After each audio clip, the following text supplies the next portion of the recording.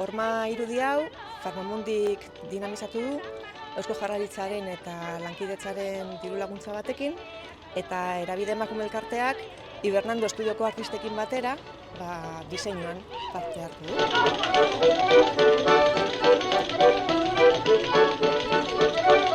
Oso pozik gaudez, ikusten duzuenez, izugarri polita geratu da, eta Romaldain inguruan datozen ekimen guztia oso ongotorriak izaten dira, eta gainerain koloretsua eta non eta Tximelarren dago kokatuta, bera berez Tximelarreko bizi izan zuen urte batzuk, bekeatik etorri izan erdigunera, eta Tximelarren bizi izan zituen 10 urte inguru, orduan auzokidentzako ere harrotasunez hartu dute eta oso pozik daude muralarekin eta gupe.